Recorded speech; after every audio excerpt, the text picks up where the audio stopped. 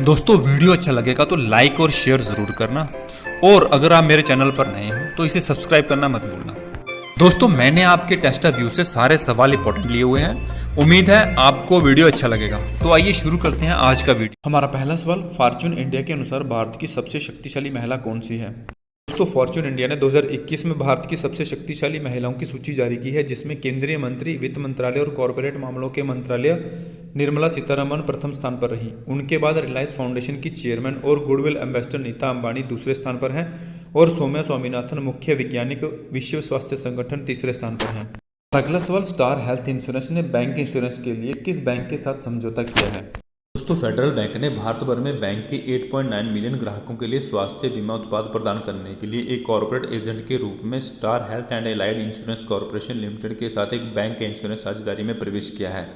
Bank के ग्राहक bank के विभिन्न वितरण चैनलों के माध्यम से स्टार हेल्थ के खुदरा उत्पादों और समूह आत्मीयता उत्पाद का लाभ उठा सकते हैं, जो ग्राहकों को एक छत के नीचे उनकी पूरी वित्तीय जरूरतों को पूरा करने में मदद करते हैं।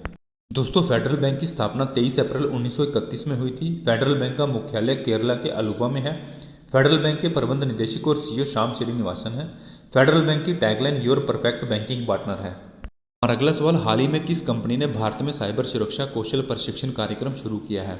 दोस्तों माइक्रोसॉफ्ट ने 2022 तक 1 लाख से अधिक शिक्षार्थियों को प्रशिक्षण देने के लक्ष्य के साथ एक साइबर सुरक्षा कौशल कार्यक्रम शुरू किया है, ताकि कौशल अंतर को दूर किया जा सके और साइबर सुरक्षा के कैरियर के लिए भारत के कार्यबल को तैयार किया जा सके। कार्यक्रम का उद्देश्य छात्रों को सुरक्षा, अनुपालन और पहचान की बुनियादी बातों के साथ व्यवहारिक अनुभव देना है। दोस्तों माइक्रोसॉफ्ट के सीईओ और अध्यक्ष सत्या नडेला हैं। माइक्रोसॉफ्ट का मुख्यालय वाशिंगटन में है। हमारा अगला सवाल, बिम्स्टेक देशों के साथ संयुक्त सैन्य अभ्यास पैनेक्स 2021 की मेजबानी कौन सा शहर करेगा।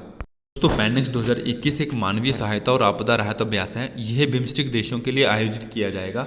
यह अभ्यास बिम्स्टेक देशों के बीच आयोजित किया जाना है, जिसमें भूटान, बांग्लादेश, नेपाल, म्यांमार, श्रीलंका, भारत और थाईलैंड आदि शामिल हैं। इस अभ्यास का मुख्य उद्देश्य प्राकृतिक आपदाओं के जवाब में क्षेत्रीय सहयोग का निर्माण करना है। इसका आयोजन पुणे में 20 दिसंबर से 22 दिसंबर तक किया जाएगा। अगला सवाल, प्रधानमंत्री केंद्रीय आवास योजना को केंद्रीय मंत्रिमंडल ने 2021 से कब तक जारी रखने की मंजूरी प्रदान की है। तो प्रधानमंत्री आवास योजना ग्रामीण को 2024 तक जारी रखने की मंजूरी प्रदान की है। वर्ष 2016 में ग्रामीण क्षेत्रों में सभी को आवास के संबंध में आकलन किया गया था कि 2.95 करोड़ लोगों को पक्के मकान की जरूरत होगी। इसमें बड़ी संख्या में परिवारों को आवास प्रदान किए गए हैं। केंद्रीय मंत्री अनुराग ठाकुर के अनुसार शेष परिवारों को भी आवास मिल सके, इसीलिए इस योजना को 2024 तक जारी रखने का निर्णय लिया गया है। और अगला सवाल, भारत की पहली कौन सी एयरलाइन ESG रिपोर्ट लॉन्च करने वाली पहली एयरलाइन बन गई है। दोस्तों इंडिगो भारत की पहली एयरलाइन है जिसने ESG रिपोर्ट लॉन्च की है। इंडिगो के अनुसार उसने CSR Indian institute of petroleum Dehradun के साथ भारत और दुनिया भर में स्थायी विमानन ईंधन की तैनाती में हाथ मिलाने के लिए एक समझौते पर हस्ताक्षर किए हैं। और अगला सवाल, एंटेक कंपनी का नाम बताइए जो 2021 में दुनिया की सबसे मूल्यवान कंपनी है। दोस्तों बेंगलोर बेस्ड बायजू एक भारतीय बहुराष्ट्रीय शैक्षिक प्रौद्योगिकी कंपनी है। यह $18 बिलियन के मार्केट कैप के साथ दुनिया की सबसे मूल्यवान एडटेक कंपनी है। बायजू ने ऑस्ट्रिया में मुख्यालय वाले जियोजेब्रा का अधिग्रहण कर लिया है और इस सौदे की कीमत करीब $10 करोड़ है। जियोजेब्रा एक इंटरेक्टिव गणित सीखने का उपकरण है। यह बायजू का 9वां बड़ा अधिग्रहण भी है। अगला सवाल, केंद्र सरकार द्वारा भारत में अंतरिक्ष स्टेशन स्थापित करने की योजना कब तक की है।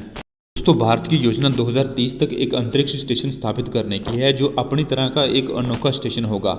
राज्य मंत्री जितेंद्र सिंह के अनुसार 2023 तक भारत के गगनयान को भेजने की योजना है और उसके पहले 2 मानव रहित मिशन भेजे जाएंगे। उनमें से एक मिशन अगले साल की शुरुआत में भेजा जाएगा और दूसरे मिशन को साल के अंत तक भेजने की योजना है। अगला सवाल, उत्तर प्रदेश के बलरामपुर जिले में 9,802 करोड़ रुपए की लागत की सरयू नहर राष्ट्रीय परियोजना का उद्घाटन कब हुआ। दोस्तों सरयू नहर परियोजना का सपना आखिरकार 43 साल बाद साकार हुआ है। करीब 808 किलोमीटर लंबी इस नहर परियोजना से गोंडा, बलरामपुर, बहराइच, श्रावस्ती समेत 9 जिलों के किसानों को लाभ होगा। इससे लाखों किसानों को फायदा होगा। यह परियोजना 5 नदियों घाघरा, सरयू, राप्ती, वानगंगा और रोहिणी को मिलाकर बनाया गया है। इस परियोजना का मुख्य भाग गोंडा है। जिले में बहराइच के रास्ते गोंडा से आई 2 मुख्य नहरों से 45 नहरें निकाली जा चुकी हैं। अगला सवाल, ब्लैक होल और अन्य रहस्यमयी घटनाओं के अध्ययन के लिए नई एक्सरे वेधशाला लॉन्च करने वाली एजेंसी का नाम बताइए। दोस्तों ब्लैक होल और अन्य रहस्यमय घटनाओं के अध्ययन के लिए नासा ने नई एक्सरे वेधशाला को लॉन्च किया है। तो जनरल नॉलेज का यही वीडियो अगर आपको पसंद आया हो तो लाइक और कमेंट करना ना भूलें। धन्यवाद।